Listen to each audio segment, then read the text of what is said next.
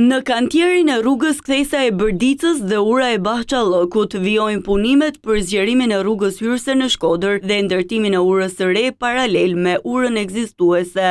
Zëvendës kryeministrja, njëherësh ministre e Energjisë dhe Infrastrukturës, Belinda Balluku, inspektoi punimet. Balluku tha se ky projekt investimi përfshin edhe aspekte të tjera sa i takon në rehabilitimit të urbanizimit. Ne ndërtojmë një urë paralele e cila do të shërbejë si njëra nga krahët e rrugës. Pra, korsit që do kemi pra në urën e re janë ata që do vinë siç vjen ky krah deri tani drejt Tiranës, duke mos e prekur urën ekzistuese. Pra nuk do ketë ndërhyrje mbi atë infrastruktura. Ne kemi filluar mobilizimin e kantierit, ndërkohë që ishte aplikuar nga ana e RSH-s për të marrë lejen e ndërtimit. Është përdorur ky afat kohor vetëm për mobilizimin e kantierit dhe nga ana tjetër, duke qenë se kemi pasur kërkesë nga Bashkia e Shkodrës për të urbanizuar projektin, gjë që nuk është hera parë që ne e bëjmë, kemi thënë këtë në unazën e madhe, kur ne nisëm unazën e madhe, na është dashur që bashkëpunojmë më pas me Bashkinë e Tiranës, duke qenë se që gjitha këto vepra pavarësisht se janë infrastrukturë kombëtare rrugore,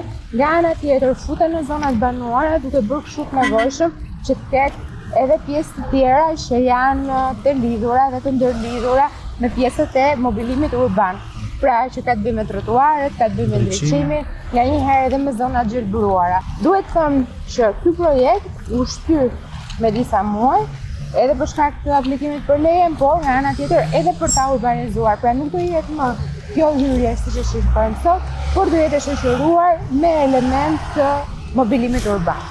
Ajo deklaroi se ky është një projekt urban që do të thotë se hyrja rrugore për në Shkodër do të jetë investuar me element urban, duke lehtësuar dhe rritur sigurinë e qarkullimit të qytetarëve. Janë 3 mbikalime që do të realizohen përgjatë rrugës, ndërsa ura e re do të akomodojë trafikun që lëviz në drejtimin e Tiranës, ndërsa ura ekzistuese do të shërbejë vetëm për trafikun që lëviz në drejtimin e Shkodrës. Rruga e re do të jetë kategorisë D me 2 korsi për secilin drejtim lëvizje dhe me trotuar më të gjerë se 1.5 metër në të dy anët e saj. Afati dorëzimit të kësaj vepre është në muajin qershor të vitit 2026, ndërsa synohet dorëzimi si vepër e përfunduar në fund të këtij viti.